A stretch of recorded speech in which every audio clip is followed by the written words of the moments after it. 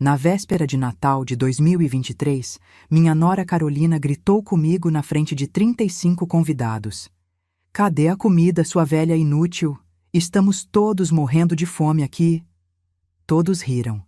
Ninguém imaginava que eu tinha passado os últimos 4 meses gravando cada palavra venenosa que saía da boca dela.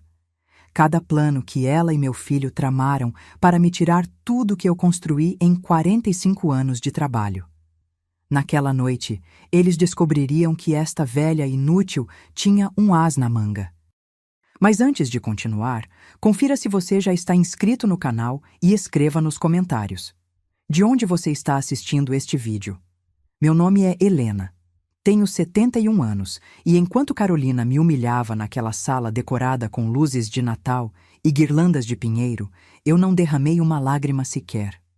Sabe por quê? Porque eu estava esperando por aquele momento exato havia 4 meses. Mas preciso voltar um pouco para que você entenda como cheguei ali, parada na entrada da minha própria sala de jantar, vestindo meu avental com estampa de rosas vermelhas, vendo meu filho Daniel desviar o olhar enquanto sua esposa me destruía na frente de toda a família. O ar cheirava a canela e vinho quente. A árvore de Natal que eu mesma decorei brilhava no canto da sala. A mesa estava posta para 35 pessoas, com a toalha bordada que levei 3 meses para fazer. Os pratos de porcelana que herdei da minha avó, taças de cristal que comprei com meu primeiro salário como enfermeira há 48 anos. Tudo perfeito. Tudo planejado.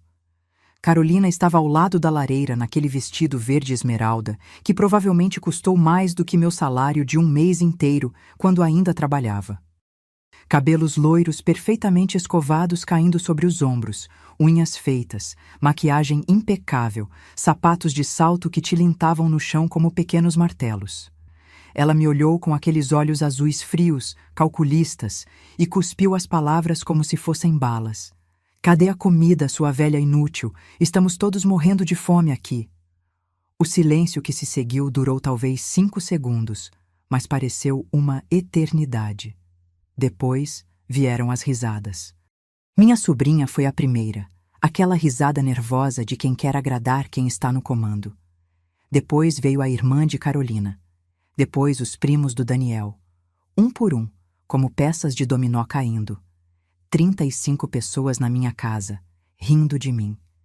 Daniel, meu único filho, o menino que criei sozinha depois que o pai dele nos abandonou quando ele tinha apenas 3 anos. Aquele homem de 45 anos que jurou me proteger sempre estava sentado no sofá com um copo de uísque na mão, olhando para o chão como se o piso de madeira fosse a coisa mais interessante do mundo. Minha filha mais nova, Beatriz, estava encostada na parede. Vi quando ela trocou um sorriso cúmplice com Carolina. Minha própria filha. Sabe o que mais me machucou naquele momento? Não foram as palavras venenosas, não foram as risadas cruéis. Foi ver o rosto da minha neta Sofia, com apenas 19 anos, sentada na escada com lágrimas escorrendo pelo rosto. Ela sabia. Ela tinha sido a única a me avisar 3 meses antes. Vovó, aquela mulher não te ama. Ela está te estudando, planejando alguma coisa. Mas eu, ingênua como fui, pensei que poderia mudar as coisas com paciência, com carinho, com portas abertas e refeições feitas com amor. Como eu estava enganada.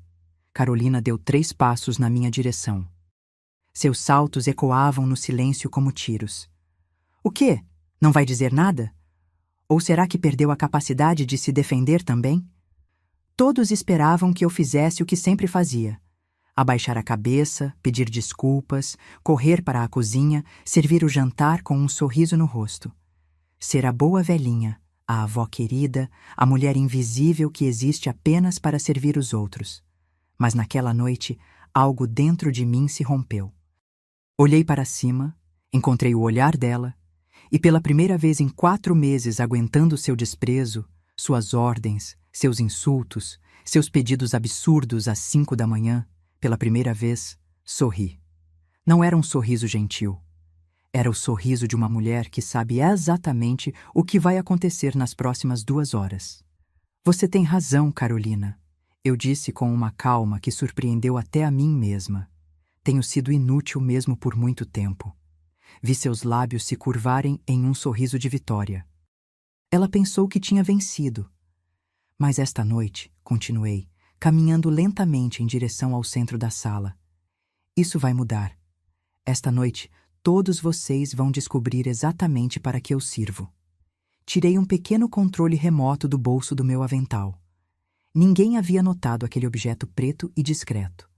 Esta noite, repeti, todos vão ver quem realmente é a inútil aqui. Apertei o botão. A televisão grande da sala acendeu em alta definição, e o que começou a ser exibido fez o rosto de Carolina mudar de cor em questão de segundos. Do dourado bronzeado para o branco pálido, depois para um verde enjoativo. Porque o que todos estavam vendo era ela.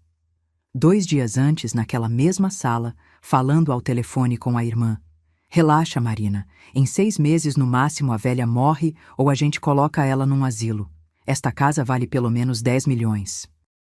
As outras propriedades nem imagino quanto. Quando tudo for nosso, vendemos tudo e nos mudamos para o litoral. Daniel já assinou os papéis que preparei. O idiota confia em mim cegamente.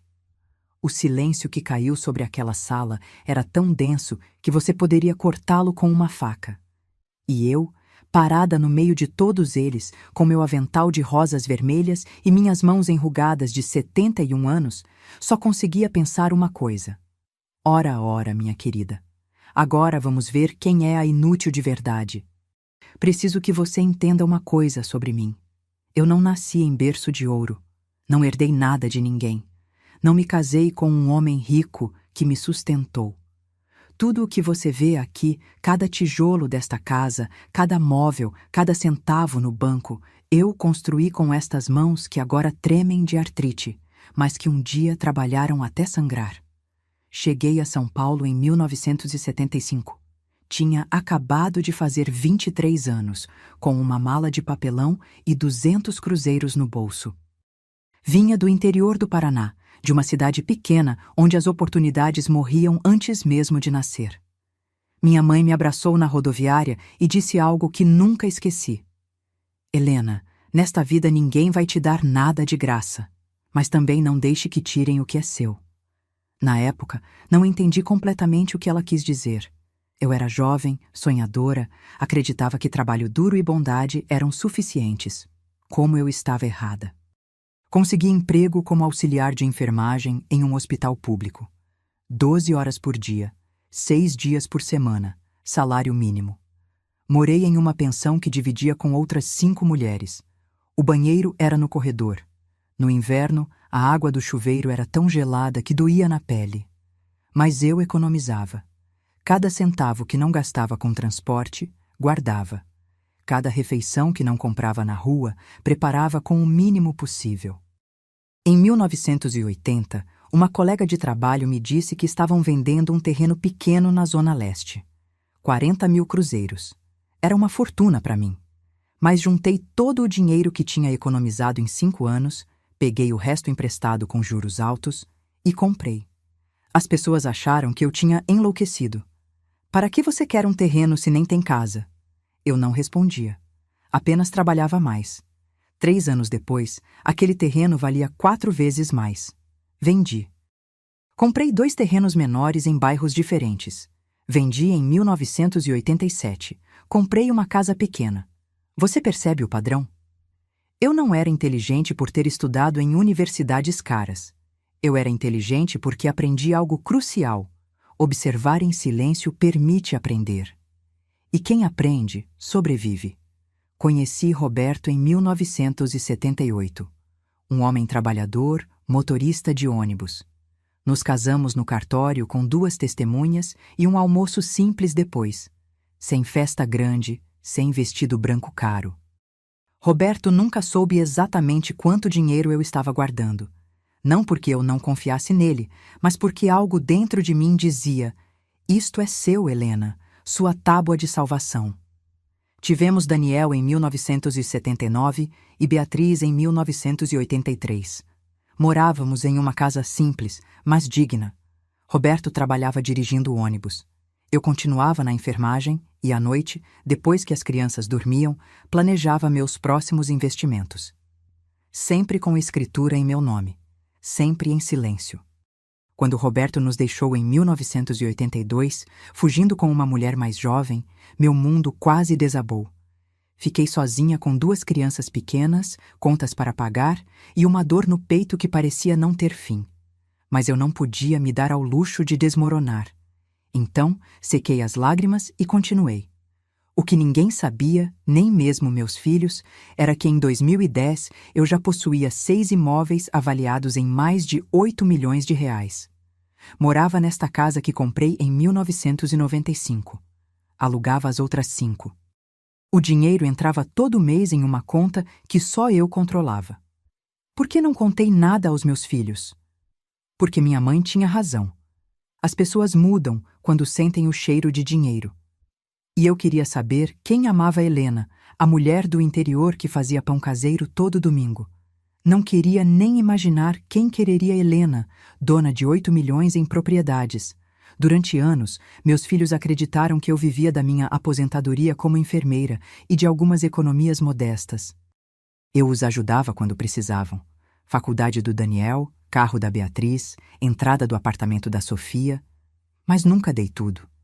Nunca abri completamente as portas do cofre. E graças a Deus não abri, porque em 2021, quando Daniel chegou em casa com Carolina, eu vi algo nos olhos daquela mulher que reconheci imediatamente. Fome. Não fome de comida, mas fome de posses, de controle, de dinheiro que não lhe pertencia. A primeira vez que vi Carolina foi em um sábado de abril. Daniel a trouxe para almoçar sem avisar. Eu estava na cozinha fazendo feijoada desde as 7 da manhã. O cheiro de feijão preto, linguiça e bacon perfumava a casa inteira. Eu usava meu avental velho. Meu cabelo estava preso em um coque simples, minhas mãos cobertas de farinha, porque também estava preparando farofa. Ouvi a porta abrir e a voz animada do Daniel. "Mãe, quero te apresentar alguém especial." Saí enxugando as mãos e lá estava ela. Carolina tinha cerca de 1,70 m, corpo de academia cara, pele impecável, cabelos loiros que brilhavam sob a luz, vestindo calça jeans de grife e blusa de seda que custava facilmente R$ 1.000. Mas não foram as roupas que me chamaram a atenção. Foram seus olhos, azuis, bonitos, mas frios como gelo. O tipo de olhar que mede, avalia, calcula. Ela me examinou de cima a baixo em menos de 3 segundos. Vi quando seus olhos passaram pelo meu avental manchado, minhas chinelas gastas, minhas mãos enrugadas. E vi o sorriso. Não era genuíno. Era o sorriso de quem acabou de confirmar uma suspeita. "Muito prazer, dona Helena", disse ela com voz suave, quase infantil. "O Daniel fala tanto da senhora." Estendeu a mão. Unhas perfeitas, anéis de prata em 2 dedos. "O prazer é meu, querida", respondi, apertando sua mão. Fria. A mão dela estava fria como mármore mesmo naquele dia quente de abril. Daniel estava radiante. Seus olhos brilhavam de um jeito que eu não via desde a adolescência. Ele estava apaixonado, completamente perdido naquela mulher. "Mãe, a Carolina trabalha com marketing digital, tem uma agência própria, viaja muito, é incrível." Carolina baixou o olhar com falsa modéstia. "Ah, Daniel, não exagera, só faço o meu trabalho." Eles se sentaram na sala. Servi café e bolo de fubá que tinha feito no dia anterior. Carolina recusou tudo com um sorrisinho delicado. "Estou fazendo dieta low carb, dona Helena, mas parece delicioso." Durante o almoço, eu observava. Carolina falava muito, mas dizia pouco. Contava histórias de viagens para a Europa, Miami, Caribe. Mencionava restaurantes caros, hotéis 5 estrelas, marcas das quais eu nunca tinha ouvido falar. Mas a cada 10 minutos disparava perguntas. "Esta casa é toda da senhora? Mora aqui há muito tempo? Os móveis parecem antigos, devem valer bastante." E o Daniel me contou que a senhora trabalhou como enfermeira a vida toda. Que sacrifício, né? Mas com certeza conseguiu guardar uma boa aposentadoria. Perguntas embrulhadas em papel de seda, mas perguntas mesmo assim. Daniel não percebeu nada. Estava ocupado demais olhando para ela como se fosse uma deusa descida do Olimpo. Respondi vagamente, sorri, acenei, mas meu instinto, aquele que me manteve viva por 46 anos nesta cidade cruel, estava gritando. Depois do almoço, Carolina pediu para usar o banheiro. Ficou fora por 15 minutos. Quando voltou, tinha um fiapo minúsculo de poeira no ombro. Poeira do carpete do segundo andar, aquele que eu tinha acabado de limpar naquela manhã. Ela tinha subido. Estava explorando, medindo, calculando. 3 meses depois, Daniel anunciou o noivado. Beatriz a abraçou feliz. Finalmente você vai ter uma nora, mãe. Já estava na hora do Daniel se acertar na vida. Eu sorri, parabenizei, abracei Carolina, que retribuiu com a rigidez de quem abraça um poste. Mas naquela noite, sozinha no meu quarto, sentei diante do espelho que pertenceu à minha mãe. Olhei para meu reflexo. As rugas ao redor dos olhos que contam histórias de 5 décadas de trabalho, os cabelos brancos que não me preocupo mais em tingir, minhas mãos que parecem mapas de batalhas vencidas. E me perguntei se estava ficando paranoica, se estava inventando problemas onde não existiam. Mas então me lembrei de um detalhe. Quando Carolina usou meu banheiro, minha bolsa estava na mesa da sala. Quando ela voltou, a bolsa estava alguns centímetros fora do lugar. Conferi depois. Nenhum dinheiro havia sumido, mas alguém tinha mexido lá dentro. E naquele momento soube que meus instintos não tinham me traído. Carolina não tinha vindo buscar amor, tinha vindo fazer uma avaliação. O casamento foi em novembro de 2021, em um buffet elegante na Zona Sul. 200 convidados. Banda ao vivo. Jantar de 4 tempos. Bar livre. Tudo pago pelos pais de Carolina. Supostamente. Porque 3 semanas antes do casamento, Daniel apareceu na minha porta com uma expressão que eu nunca tinha visto. Nervoso, suando, gesticulando freneticamente. Mãe, preciso te pedir um favor urgente. Sentei com ele na cozinha. Servi chá de camomila para acalmar seus nervos. Me diz, filho, o que aconteceu? Os pais da Carolina tiveram um problema financeiro. Não conseguem cobrir todas as despesas do casamento. Preciso de 100 mil reais. Senti um arrepio na espinha. 100 mil reais, Daniel? Eu sei, mãe, eu sei. Mas já acertamos tudo, demos entrada em tudo. Se não pagarmos agora, perdemos o dinheiro do sinal.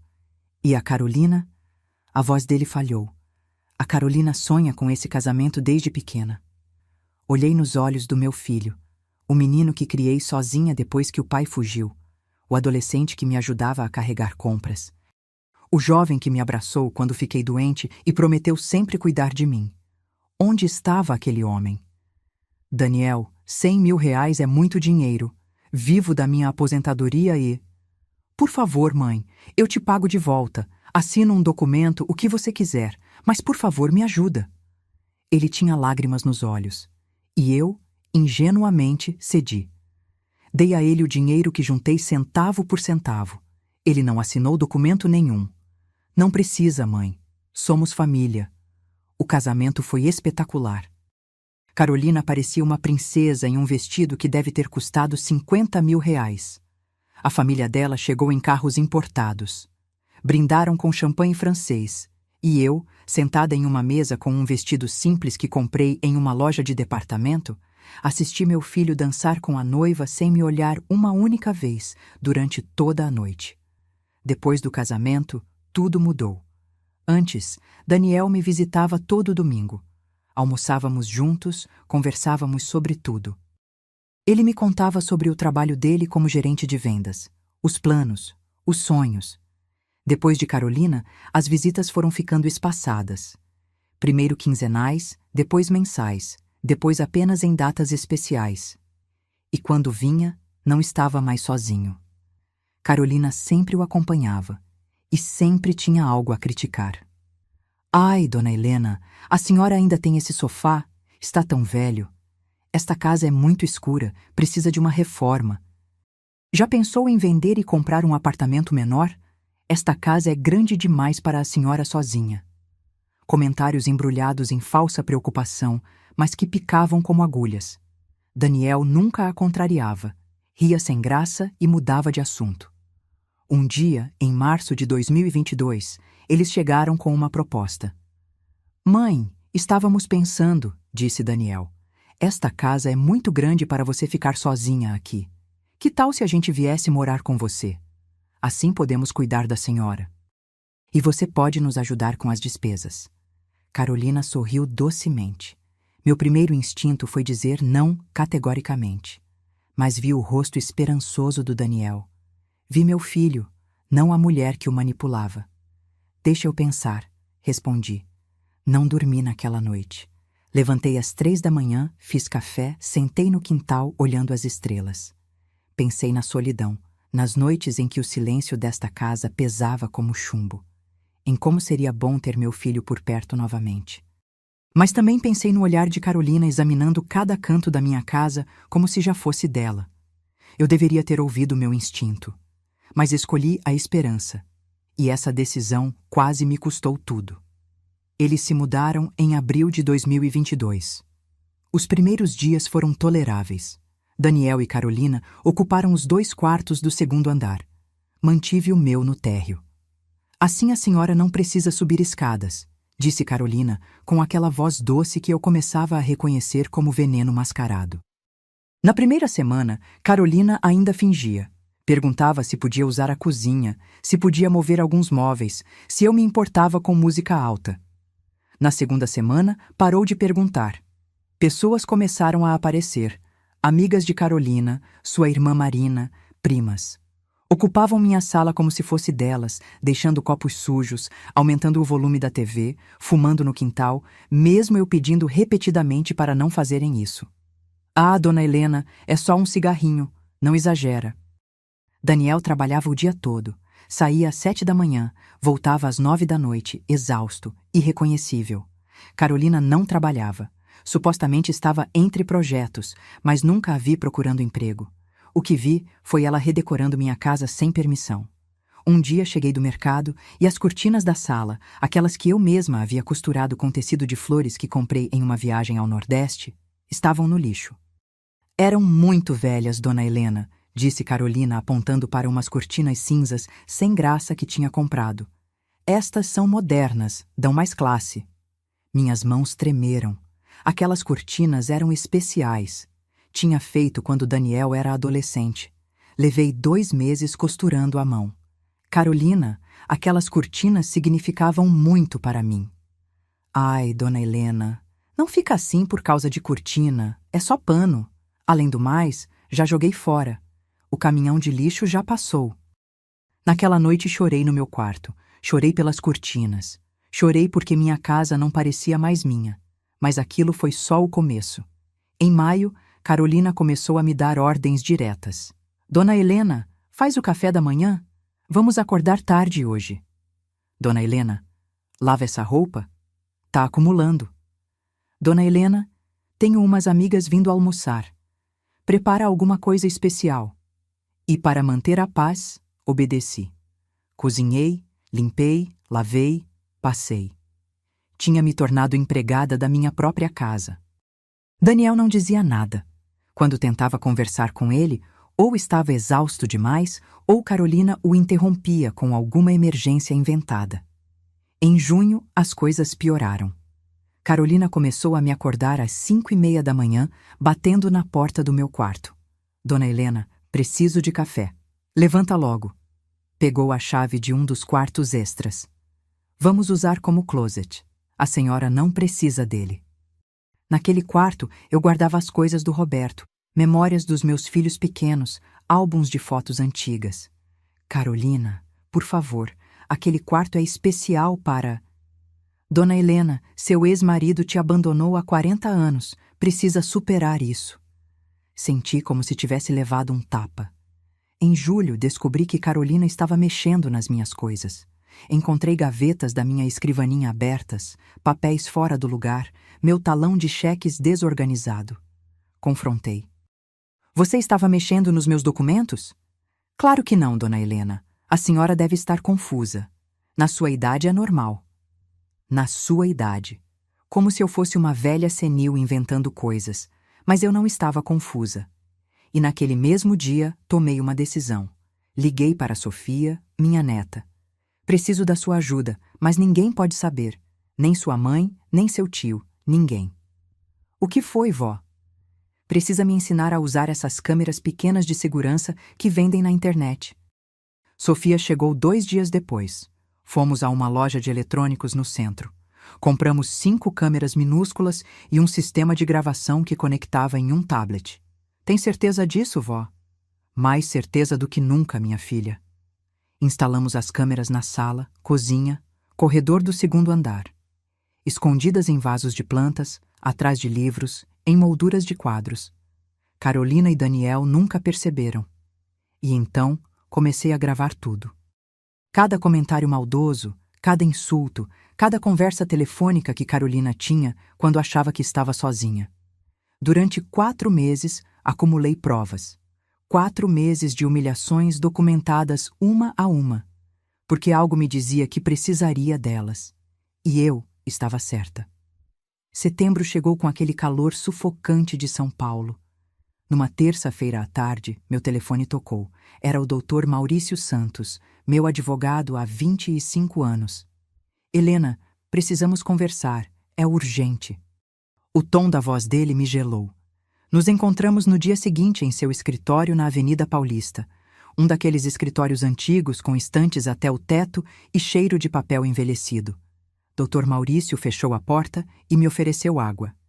Helena, recebi ontem uma solicitação de transferência de 2 das suas propriedades, a de Moema e a da Vila Mariana.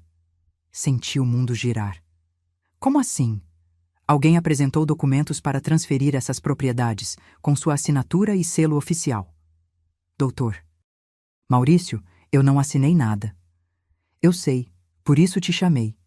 Ele me entregou uma pasta. Abri com mãos trêmulas.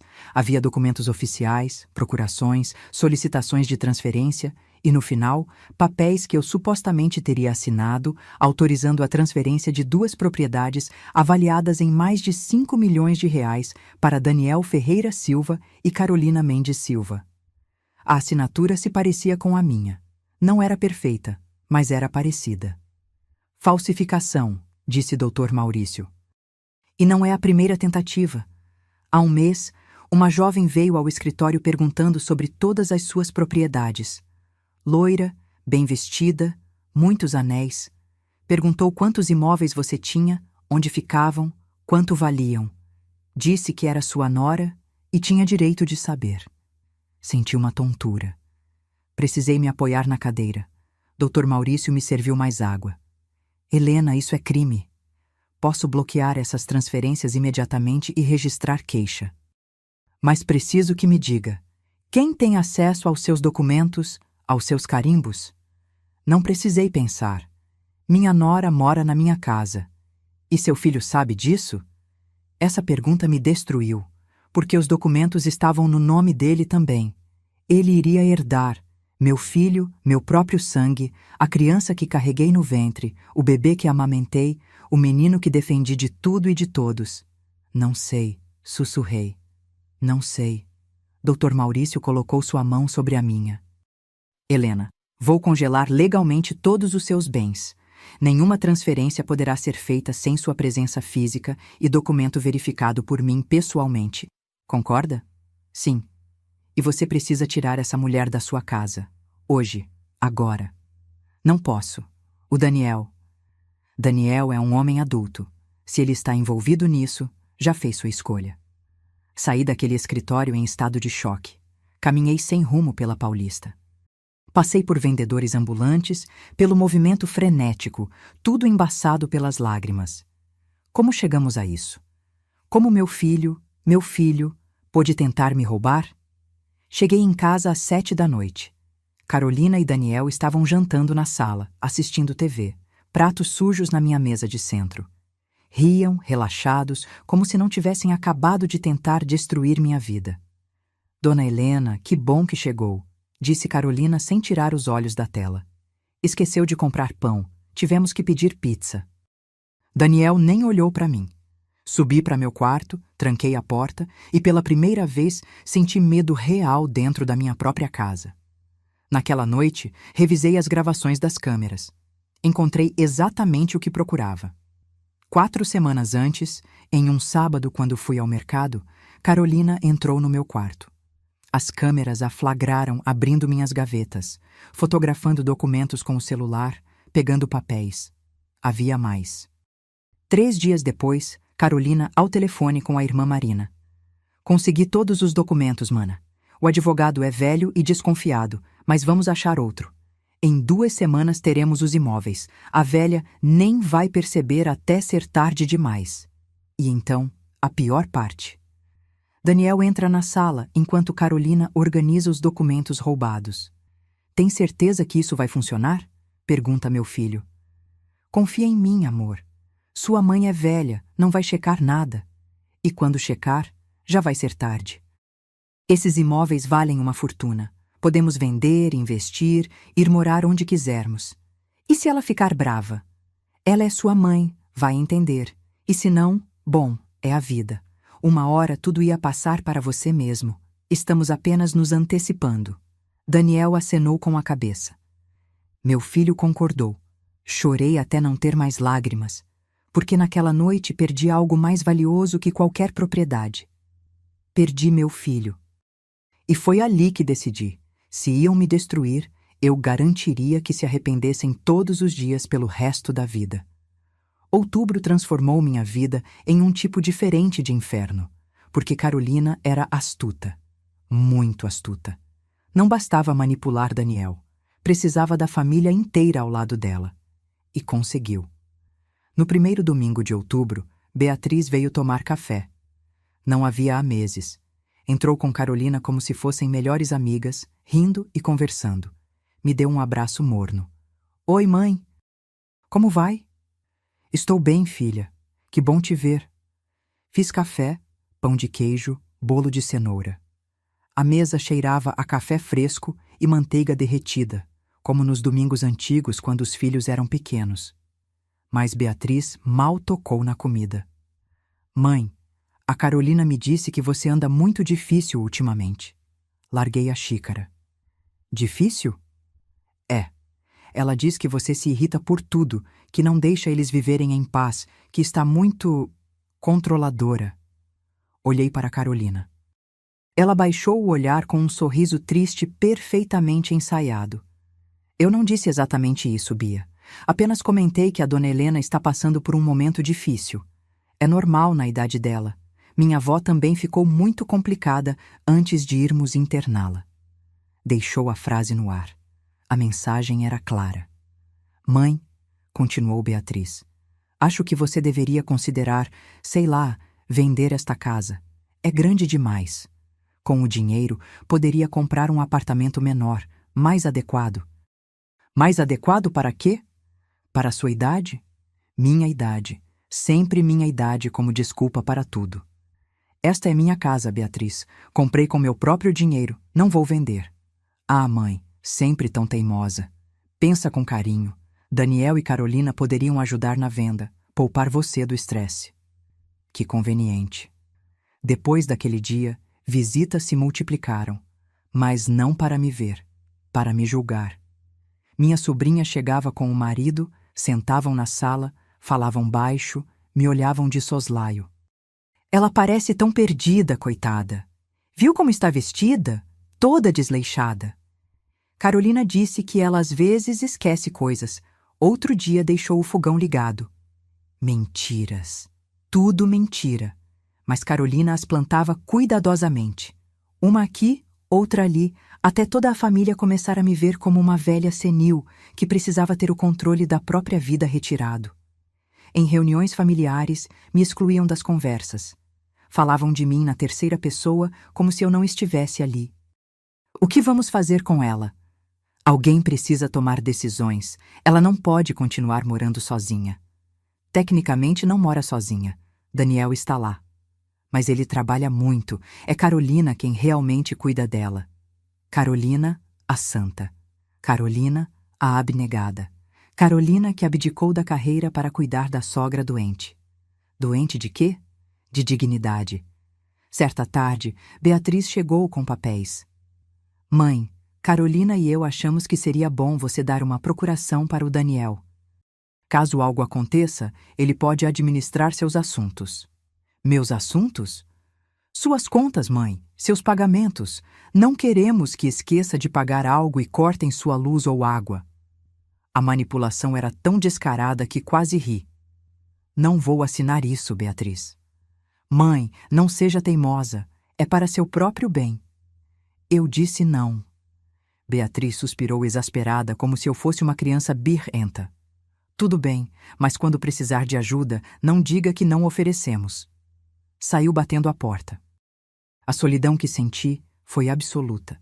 Não era apenas estar fisicamente sozinha. Era saber que minha própria família me havia abandonado, que me viam como um peso, uma conta bancária ambulante. Sentei no quintal sob a jabuticabeira que plantei quando me mudei para cá. Os galhos balançavam ao vento, e pela primeira vez considerei me render, dar o que queriam, assinar os papéis, mudar para um apartamento pequeno, desaparecer. Seria mais fácil, menos doloroso, mas meu telefone tocou. Sofia. Vó, você tá bem? Não responde minhas mensagens há dias. A voz dela, a única pessoa que ainda me via como Helena, não como obstáculo. Sim, minha filha, estou bem. Não acredito. Sua voz está estranha. Posso ir te ver? Não, querida. É tarde. Então vou amanhã sem falta. Desligou antes que eu pudesse protestar. No dia seguinte, Sofia chegou às 10 com uma sacola de pães da padaria da esquina. Vamos tomar café juntas, vó, como antigamente. Preparei café com leite, sentamos na cozinha e pela primeira vez em meses me senti humana. Vó, você precisa sair dessa, disse Sofia depois que contei tudo. Não pode deixar pisarem em você. Estou tão cansada, filha. Exatamente por isso, porque se desistir agora, eles vencem. E você não é de desistir. É a mulher que veio do interior sem nada e construiu tudo isso. Esqueceu? Ela tinha razão. Naquela tarde, subi ao sótão. Vasculhei caixas antigas até encontrar uma lata enferrujada com lembranças da juventude. Fotos. Eu, aos 23 anos, recém-chegada em São Paulo, magra, assustada, mas com fogo nos olhos. Cartas que escrevi para mim mesma nos momentos difíceis. E um broche de prata que pertenceu à minha mãe. Segurei nas mãos. Pesava pouco, mas significava muito. Minha mãe o usou a vida toda. Era a única coisa de valor que possuía. Antes de morrer, me deu com uma mensagem. Quando se sentir perdida, lembre de onde veio. Coloquei o broche, o metal frio contra minha blusa e me lembrei. Lembrei quem eu era antes de ser mãe, avó, a velha que todos queriam roubar. Eu era Helena, a sobrevivente, e essa mulher não seria destruída sem lutar. Novembro chegou com a clareza que faltava há meses. Não estava mais com medo, não estava mais triste. Estava pronta. No dia 8 de novembro, Carolina anunciou que queria fazer um grande jantar de Natal para reunir a família. Dona Helena, sabe, depois de toda essa tensão, seria bom ter todos aqui como antes. Daniel apoiou imediatamente. É, mãe, seria ótimo reunir a família como antigamente. Como antes, como se nada tivesse acontecido. Que tal convidar todos? Sugeriu Carolina. Beatriz, os tios, primos, umas 35 pessoas. Podemos fazer um jantar espetacular. Olhou para mim esperando resistência, esperando que dissesse não, que era muito trabalho, que não queria, mas sorri. Acho perfeito. Carolina piscou, surpresa. Sério? Sim, faz anos que não temos uma reunião grande. Vai ser ótimo. E falava sério, porque eu também tinha planos. Nos dias seguintes trabalhei mais que nos últimos anos, mas não apenas cozinhando. Liguei para Dr. Maurício, convidei para o jantar. Como convidado, expliquei. Ele entendeu. Liguei para seu sócio, Dr. Campos, especialista em direito de família. Convidei também. Entrei em contato com meu contador, Sr. Armando. Pedi que preparasse um relatório completo de todos os meus bens com valores atualizados.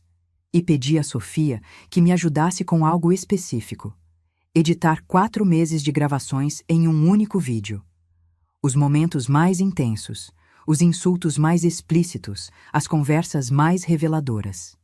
Trabalhamos às escondidas no apartamento dela, enquanto Carolina e Daniel pensavam que eu estava fazendo compras de Natal. O dia 24 de dezembro amanheceu frio e claro. Comecei a cozinhar às 6 da manhã. Peru recheado com castanhas e damascos, lombo suíno com molho de laranja, farofa especial, arroz à grega, salada de maionese, rabanada, pudim, tudo feito com as próprias mãos. A cozinha cheirava a especiarias, cravo, canela, amor transformado em comida. Carolina desceu às 10. Está tudo pronto, dona Helena? Vou começar a arrumar a mesa agora. Por que ainda não arrumou? O pessoal chega às 7. Respirei fundo. Vou arrumar agora. Peguei a toalha bordada, a porcelana fina, os copos de cristal que herdei da minha avó. Tudo brilhava. Decorei com arranjos de flores naturais e velas douradas. Coloquei cartões com nomes em cada lugar. Dr. Maurício e Dr. Campos teriam lugares de honra perto de mim. Às 6h30, as pessoas começaram a chegar. Beatriz com a família, sobrinha com o marido, primos, tios, amigos de Carolina e Daniel. Todos trouxeram presentes, todos sorrindo, todos parabenizando Carolina por organizar aquela confraternização linda. Ninguém me parabenizou por cozinhar 3 dias, mas não importava. Eu sabia o que vinha. Às 7h15, quando todos estavam acomodados com taças de vinho nas mãos, Carolina se posicionou no centro da sala. Bem, família, antes do jantar, queremos agradecer por estarem aqui. Este ano foi complicado, mas estamos felizes por estarmos juntos. Aplausos. Sorrisos. Eu estava na porta da cozinha com meu avental de rosas vermelhas, observando. E queremos agradecer especialmente a mamãe Helena, continuou Carolina com voz melosa, por abrir a casa para nós, por nos acolher, por tentar ajudar do jeito dela. Risinhos. Embora tenhamos que ser honestos, prosseguiu Carolina, ela anda meio distraída ultimamente. Outro dia esqueceu a torneira aberta. Anteontem deixou a porta da geladeira entreaberta a noite toda. Mais risadas, agora menos constrangidas, mais cruéis. Por isso, Daniel e eu achamos que talvez seja a hora de outras pessoas tomarem algumas decisões importantes, para o bem dela. Beatriz assentiu. Minha sobrinha também. Todos me olhavam com pena. Carolina se aproximou. Então, dona Helena, cadê o jantar? Estamos todos com fome. Fez uma pausa dramática. Ou a senhora também esqueceu de cozinhar? E soltou com aquele sorriso venenoso. Cadê a comida, sua velha inútil? Estamos todos morrendo de fome aqui. Silêncio. Depois risos nervosos, primeiro hesitantes, depois mais altos. Daniel olhava para o chão. Beatriz riu cobrindo a boca. E eu sorri, porque o momento tinha chegado. Caminhei lentamente até o centro da sala. Meus passos ressoavam no piso. Todos me olhavam esperando que abaixasse a cabeça, pedisse desculpas, corresse para servir o jantar como a boa velhinha que deveria ser. Mas tirei o pequeno controle remoto do bolso do avental. Você tem razão em uma coisa, Carolina, disse claramente, mais claramente do que estive nos últimos meses. Tenho sido inútil por muito tempo. Carolina sorriu vitoriosa. Mas esta noite, continuei, isso muda. Esta noite todos vão descobrir exatamente para que eu sirvo. Apertei o botão. A televisão grande acendeu. A imagem apareceu em alta definição. Interior da minha casa. Sala de estar. Data no canto. 21 de dezembro, 3 dias atrás. Carolina sentada no sofá ao telefone. A voz dela saiu nítida pelos alto-falantes. Relaxa, Marina. Em 6 meses, no máximo, a velha morre ou a gente interna ela. Esta casa vale pelo menos 10 milhões. As outras propriedades, não sei quanto valem, mas o advogado velho não quis falar. Mas quando for nosso, vendemos tudo e vamos para a praia. Daniel já assinou os papéis que preparei. O idiota não lê nada do que ponho na frente dele. O silêncio que caiu poderia ser ouvido na rua inteira. Carolina ficou pálida, depois vermelha, depois roxa. "O que é isso?" sussurrou. "Isso", respondi calmamente. "É a verdade." Passei para o próximo vídeo. Carolina no meu quarto abrindo gavetas, fotografando documentos. Data: 2 meses atrás. Depois outro. Carolina conversando com Marina. "Tenho quase tudo. As escrituras, as contas. A velha guarda tudo naquela escrivaninha velha. Ela é tão boba, acha que ninguém tá vendo." Suspiros de choque enchiam a sala. Beatriz estava com a mão na boca. Minha sobrinha deixou cair a taça. Vinho se espalhou pelo chão. "Não é o que parece", Carolina gaguejava. "Não é você?" Coloquei o próximo vídeo. "Porque seu rosto está muito nítido aqui. Este é de 10 de novembro. Carolina e Daniel na sala conversando. "Tem certeza que vai funcionar?" meu filho perguntou. "Confia em mim, amor. Sua mãe é velha, não vai perceber nada. E quando perceber, vai ser tarde. Essas propriedades valem milhões. E se ela ficar brava, o que ela pode fazer? É só uma velha sem estudo, sem contatos importantes. Ninguém vai acreditar nela." A imagem congelou, mostrando o rosto do meu filho concordando. Daniel se levantou tremendo. "Mãe, eu..." "E você, Daniel?" Minha voz não tremia. "Vai me dizer que não é o que parece?" Ele não respondeu, porque não podia negar o que todos tinham visto e ouvido. Exibi o próximo vídeo, e o seguinte, e o seguinte. 4 meses de provas. Carolina me insultando quando pensava estar sozinha, me chamando de velha ridícula, peso morto, obstáculo. Carolina conspirando com Daniel para me convencer a assinar procuração. Carolina dizendo a Beatriz que eu estava perdendo a cabeça e que precisavam assumir controle antes que eu fizesse besteira com o dinheiro deles. Beatriz gritou. "Eu não sabia que ela estava gravando tudo. Ela me disse que você estava doente." "E você acreditou nela sem me consultar?" confrontei. "Sou sua mãe, Beatriz, sua mãe. E você escolheu acreditar em uma estranha." Beatriz começou a chorar, mas lágrimas não me comoviam mais. Fiz sinal para Dr. Maurício. Ele se levantou, terno impecável, pasta de couro na mão. "Boa noite a todos. Meu nome é Maurício Santos, advogado e representante legal da senhora Helena há 25 anos." Todos os olhares se voltaram. "Estou aqui como testemunha do que vocês presenciaram e também para informá-los sobre algumas coisas que talvez não saibam sobre a senhora Helena." Abriu a pasta, retirou documentos. "A senhora Helena Ferreira possui 6 imóveis em São Paulo." Começou a ler endereços e valores. Um em Moema, avaliado em 7.800.000 reais. Um na Vila Mariana, 3.200.000. Um em Pinheiros, 2.900.000. Um apartamento na Consolação, 2.500.000. 2 espaços comerciais no centro, avaliados em 1.800.000 cada. Fez pausa. Silêncio absoluto. No total, o patrimônio imobiliário da senhora Helena soma 15.800.000 reais. Suspiros. Murmúrios. Beatriz tinha se deixado cair na poltrona. "Além disso", continuou o doutor, "Maurício, há 3 semanas foi submetida ao meu escritório uma solicitação fraudulenta de transferência de 2 dessas propriedades com documentos falsificados, assinatura da senhora Helena forjada, em nome do senhor Daniel Ferreira Silva e da senhora Carolina Mendes Silva." Carolina tentou correr para a porta, mas Dr. Campos a bloqueou.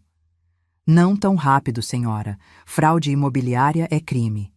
Tenho aqui um mandado de busca e apreensão assinado por um juiz. A polícia está a caminho." Carolina gritou. "Isso é uma armadilha. Ela nos armou." "Uma armadilha?"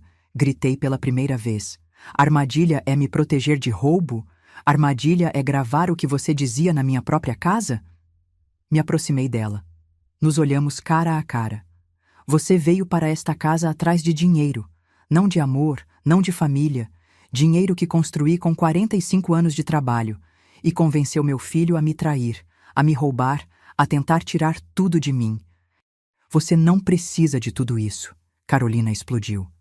é só uma velha sozinha. Por que quer tanto? Porque é meu, minha voz gelada. Porque eu conquistei. Porque você não é ninguém para decidir o que mereço. Me virei para toda a família. 35 pessoas em choque completo. Todos vocês pensaram que, por eu ser velha, por ser gentil, por cozinhar e limpar, eu sou estúpida. Pensaram que podiam me pisar, me usar, roubar de mim. Olhei para Beatriz. Você, minha própria filha, me traiu por migalhas que Carolina prometeu. Beatriz soluçou. Mãe, eu não sabia. Você escolheu não ver porque te convinha. Olhei para todos os primos, sobrinhos, conhecidos. E todos vocês riram quando ela me humilhou, quando me chamou de inútil na frente de todos. Riram. Ninguém ousava olhar nos meus olhos. Tirei um envelope do avental. Abri. Dentro, documentos. Levantei o papel. É meu novo testamento, assinado perante cartório há 3 dias. Doutor. Maurício confirmou com aceno. Daniel Ferreira Silva e Carolina Mendes Silva, completamente deserdados, R$0. Daniel soluçou. Beatriz Ferreira, deserdada, R$0. Beatriz gritou, mãe, não. Sim, porque família não trai, família não rouba. E vocês deixaram de ser minha família quando decidiram que minha vida valia menos que meu dinheiro. Peguei outro documento. Meus bens serão divididos assim: 50% para minha neta Sofia Ferreira, a única que nunca me viu como instrumento financeiro. 25% para o Instituto de Apoio a Mulheres Empreendedoras, que ajuda mulheres do interior a conseguirem capital para negócios. 15% para Rosa e Marta. Apontei para 2 senhoras na cozinha. Minhas funcionárias há 20 anos, em reconhecimento à lealdade verdadeira.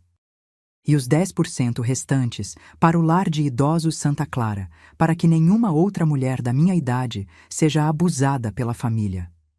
Silêncio ensurdecedor. Peguei outro envelope. Entreguei direto para Carolina. Seu presente de Natal. Carolina abriu tremendo. Dentro, 2 documentos. Primeiro, notificação de despejo. Você tem 24 horas para sair da minha casa com seus pertences. Segundo, denúncia criminal por tentativa de fraude, falsificação de documento e extorsão. Doutor, Campos a apresentou hoje de manhã. A audiência será dia 8 de janeiro. Carolina desabou no chão. Daniel veio até mim, olhos vermelhos. Mãe, por favor, me desculpa. Fui manipulado, mas ainda sou seu filho. Olhei para ele, esse homem que um dia foi meu bebê, meu orgulho, e não senti nada. Daniel, você deixou de ser meu filho quando assinou aqueles papéis para me roubar. Quando fingiu não ver enquanto sua esposa me humilhava. Quando escolheu dinheiro em vez da sua própria mãe. Família é mais que sangue. É respeito, lealdade, amor verdadeiro. E você não me deu nada disso. O abandonei.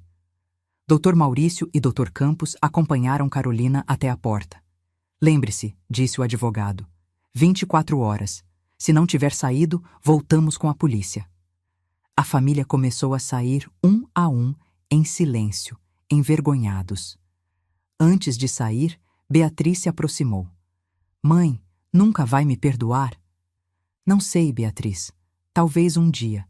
Mas não hoje. Hoje só quero que vá embora. Ela saiu chorando.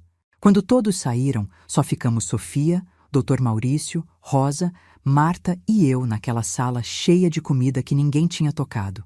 Sofia me abraçou forte. Vó, estou tão orgulhosa de você. Pela primeira vez em meses me permiti chorar. Mas não de tristeza, de alívio. Os 2 dias seguintes foram como estar no olho do furacão. Um silêncio pesado enquanto a tempestade final se preparava. Carolina e Daniel não saíram do 2º andar durante todo o dia 25 de dezembro. Eu conseguia ouvir as discussões acaloradas. Ela o culpando, ele a culpando. O som do amor se desfazendo em tempo real. Na manhã do dia 26, Daniel desceu sozinho. Tinha olheiras profundas. Não havia dormido. Mãe, podemos conversar? Eu estava na cozinha preparando o café. O aroma preenchia o ar, aquele cheiro que sempre me fez sentir em casa. Fala. Ele se sentou à mesa, mãos inquietas. Eu sei que não tenho desculpa. Me deixei levar por Carolina, pelas promessas, pela ideia de dinheiro fácil. Continuei mexendo o café sem olhar. Mas, mãe, eu sou seu filho, seu único filho. Vai mesmo me expulsar da sua vida assim? Desliguei o fogão, sentei de frente para ele. Daniel, você sabe quanto tempo levei construindo tudo isso? Quantas noites fui dormir com as mãos sangrando de tanto trabalhar? Quantas vezes comi só pão com manteiga para economizar R$ 50? Ele não respondeu. 45 anos. 45 anos de sacrifício para construir algo, deixar algo para vocês. E você quis pegar sem merecer, sem conquistar. Pior, roubando de mim enquanto ainda estou viva. Foi um erro. Não, Daniel. Esquecer um aniversário é erro. Falsificar documentos para roubar da própria mãe não é erro. É decisão. Uma decisão consciente que você tomou. Lágrimas desceram pelo rosto dele. E agora? Não tenho mais mãe? Meu peito apertou porque, apesar de tudo, uma parte de mim, aquela parte maternal que nunca morre completamente, queria abraçá-lo, dizer que ficaria tudo bem, perdoar. Mas a outra parte, a que sobreviveu 45 anos em uma cidade cruel, a que construiu uma fortuna do nada, essa parte sabia que há coisas imperdoáveis. Daniel, não vou fechar a porta para sempre. Mas também não vou abrir até que demonstre com ações, não com palavras, que recuperou sua dignidade, que se tornou novamente o homem que criei, não o fantoche que Carolina transformou. Como faço isso? Comece assumindo responsabilidade, enfrentando as consequências, construindo sua própria vida sem esperar que eu dê tudo. E o perdão? Talvez, só o tempo dirá. Mas perdão não apaga consequências. O testamento fica como está. Os bens serão divididos como decidi. Isso não muda. Ele acenou lentamente, levantou, caminhou para a porta. Mãe, só mais uma coisa. O quê? Me desculpa, desculpa mesmo. Não respondi. Palavras são baratas. Não ia mais comprar desculpas vazias. No dia 27 de dezembro, às 4 da tarde, o caminhão de mudança chegou. Uma van grande, 3 homens carregando caixas. Carolina supervisionava tudo, rosto marcado por fúria mal contida. Não me dirigiu uma palavra, nem olhou para mim. Daniel carregava caixas em silêncio. Parecia 10 anos mais velho. Às 7 da noite, a van partiu, levando tudo. Os pertences, os sonhos de me roubar. Daniel ficou parado perto da porta. Olhou para mim uma última vez. Adeus, mãe. Adeus, Daniel. A porta se fechou. E pela primeira vez em 8 meses, minha casa pareceu minha de novo. Naquela noite, Sofia ficou comigo. Pedimos pizza. Sentamos na sala assistindo filmes antigos. Ela se aconchegou em mim como quando era pequena. Vó, tem certeza? De deserdá-los? Absoluta certeza. E se arrepender? Minha filha, já me arrependi de muitas coisas, casar muito jovem, não ter feito faculdade, não ter viajado mais. Mas isso, recuperar minha dignidade, disso nunca vou me arrepender. Sofia sorriu. Você é a mulher mais forte que conheço. Não sou forte, filha. Só estou cansada de ser fraca. Os dias seguintes foram estranhos. Bons, mas estranhos. A casa estava silenciosa. Sem gritos, sem exigências, sem desprezo. Às 6 da manhã acordava quando queria.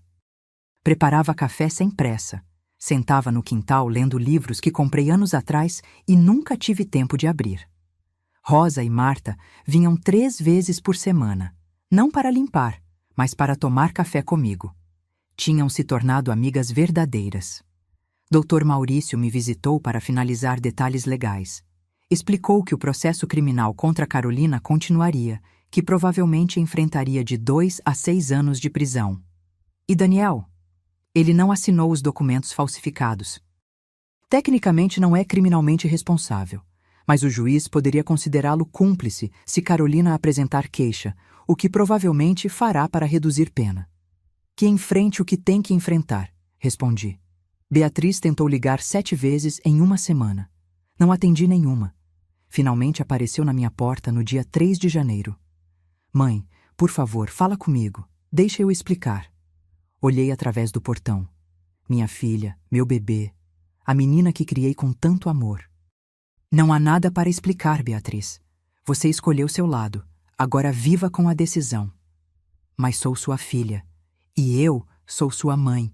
A mãe que criou você sozinha depois que seu pai nos abandonou. A mãe que trabalhou em 2 turnos para pagar sua faculdade. Quando você precisou, eu estava lá. Mas quando eu precisei, onde estava você? Ela não sabia o que dizer. Vai embora, Beatriz. Quando estiver pronta para um pedido sincero de desculpas, não apenas palavras vazias, conversamos. Mas hoje não. Ela foi embora chorando, e mesmo doendo, não abri a porta. No dia 9 de janeiro recebi ligação do meu contador. Senhora Helena, os depósitos de aluguel dos seus imóveis chegaram este mês, R$ 52 mil no total. Obrigada, senhor Armando. Gostaria que transferisse 20 mil para o Instituto de Apoio a Mulheres Empreendedoras, 10 mil para o Lar Santa Clara, o restante pode ficar na conta. Perfeito. Mais alguma coisa? Sim. Quero que procure um apartamento em Pinheiros ou Vila Madalena. 2 quartos, bem iluminado, com varanda se possível. Pausa. A senhora vai se mudar? Sim, senhor Armando. É hora de recomeçar. No dia 20 de janeiro, assinei a venda da casa em Moema por R$ 7.800.000. Um jovem casal com uma filha comprou. Adoraram a jabuticabeira no quintal. Contei a história. Como plantei quando me mudei, como crescia a cada ano. Vamos cuidar dela, prometeu a mulher. Como se fosse nossa. É tudo que peço. No dia 1º de fevereiro me mudei para um lindo apartamento em Pinheiros, 8º andar, janelas enormes, varanda com vista para as árvores da rua. Sofia me ajudou com tudo. Compramos móveis novos, modernos, confortáveis, pintei as paredes de cores claras, enchi a varanda de plantas. Era meu espaço, só meu, sem fantasmas, sem lembranças dolorosas. No dia 14 de fevereiro, dia dos namorados, recebi mensagem de Daniel.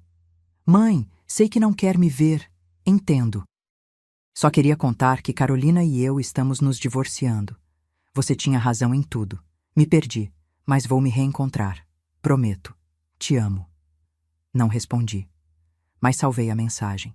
No dia 8 de março, Dia Internacional da Mulher, fui convidada para dar palestra no Instituto de Mulheres Empreendedoras. 30 mulheres do interior. Todas empreendedoras. Todas guerreiras. Contei minha história. Não a versão editada. Tudo. A traição, o abuso, como quase desisti, como me reergui. No final, uma mulher na casa dos 50 se aproximou chorando. Obrigada, dona Helena. Eu estava prestes a transferir minha casa inteira para meu filho. Mas depois de ouvir sua história, não vou mais. A abracei forte. Nunca abra mão da sua dignidade por medo da solidão. É melhor estar sozinha do que em má companhia. No dia 21 de março, primeiro dia de outono, me inscrevi em aulas de pintura. Algo que sempre quis fazer, mas nunca tive tempo. Descobri que tinha talento. Minha professora disse que eu pintava com alma. Pintei a jabuticabeira da minha antiga casa. Pintei as montanhas do Paraná. Pintei uma jovem com mala de papelão chegando a uma grande cidade. Medo nos olhos, mas fogo no coração. Essa era eu aos 23 anos. Acima de tudo, o tempo não cura tudo, mas ensina que sobreviver não é apenas respirar, é escolher viver com dignidade. Dezembro de 2024 chegou com aquele cheiro característico de São Paulo no fim de ano, mistura de panetone, café fresco e a umidade que anuncia as festas. Hoje é 24 de dezembro, exatamente um ano desde aquele jantar de Natal que mudou tudo. Estou no meu apartamento em Pinheiros, na varanda, com uma xícara de chocolate quente nas mãos e um chale de lã sobre os ombros. O sol da tarde pinta o céu de laranja e rosa. Não estou sozinha. Sofia está na cozinha preparando rabanada. Rosa e Marta chegaram há 1 hora com panetone artesanal e café especial. Dr. Maurício chegará mais tarde com a esposa, e convidei 4 mulheres que conheci no instituto. Mulheres que reconstruíram vidas depois que as próprias famílias tentaram destruí-las. Esta é minha família agora. Não a de sangue, mas a que escolhi. Muita coisa aconteceu nestes 12 meses. Carolina foi a julgamento, considerada culpada de fraude e tentativa de estelionato, condenada a 5 anos de prisão. Recorreu e perdeu. Agora cumpre pena em regime semiaberto. Daniel não foi processado, mas o escândalo arruinou sua reputação. Perdeu o emprego. Teve que se mudar para um apartamento pequeno na Zona Leste. Trabalha como vendedor autônomo. Escreveu 28 vezes este ano.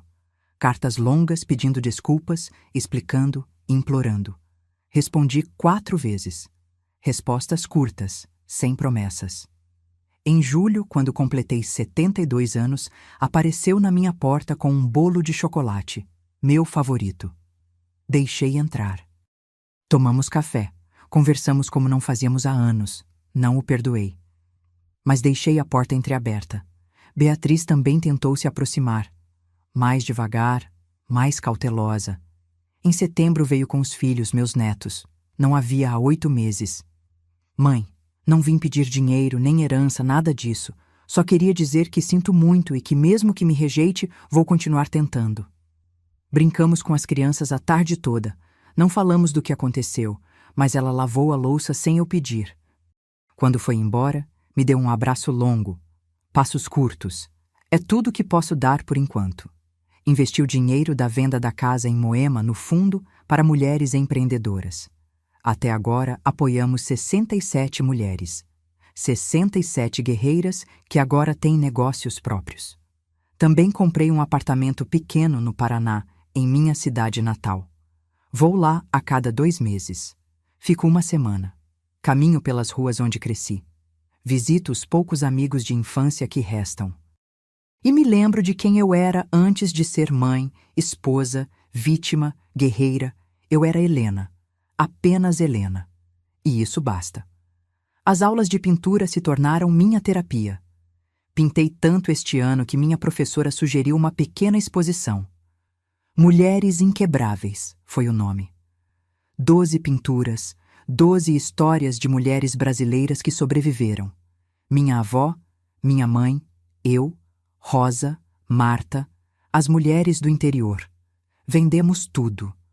O dinheiro foi para o instituto. Também comecei a escrever um livro.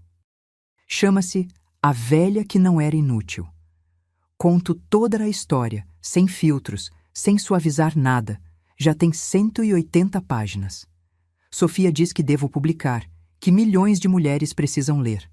Talvez sim, talvez não. Por enquanto, escrever basta. Em outubro comecei a sair com alguém. Nome dele é Roberto. Tem 74 anos, viúvo, foi professor de história a vida toda.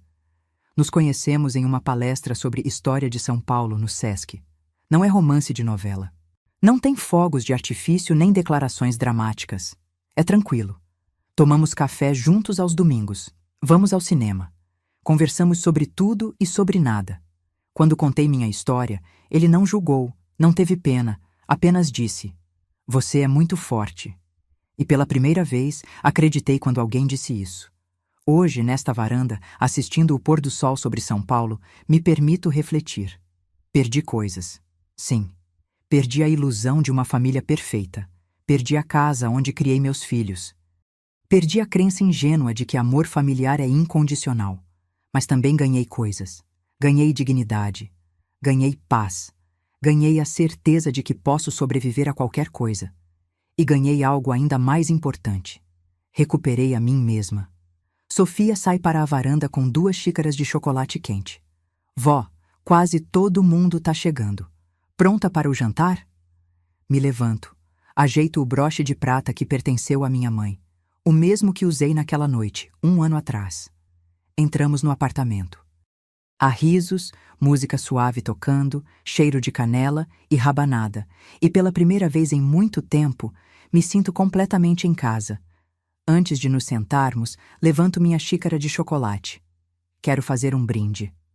Todos ficam em silêncio, levantam suas xícaras. As mulheres que sobrevivem, as que caem e se levantam, as que aprendem a dizer não, as que silenciosamente constroem seus impérios e os defendem com dignidade, e as que entendem que respeito não se implora, se exige. Saúde, xícaras tilintam, risos preenchem o ar. E eu, Helena Ferreira, 72 anos, nascida no interior do Paraná, que cheguei a São Paulo com uma mala de papelão e um sonho, que construí uma fortuna de 15 milhões de reais, que fui traída pela própria família e me recusei a ser destruída, sorrio. Porque aprendi a lição mais importante da vida. A verdadeira riqueza não está no que você possui, mas no que você se recusa a deixar que tirem de você. E ninguém, absolutamente ninguém, pode tirar sua dignidade se você não entregar. Agora, se você gostou dessa história, clica em se inscrever e me diz nos comentários qual parte te deixou de queixo caído. Ah, e não esqueça de se tornar membro para ter acesso a vídeos exclusivos que não posto aqui. Te espero lá.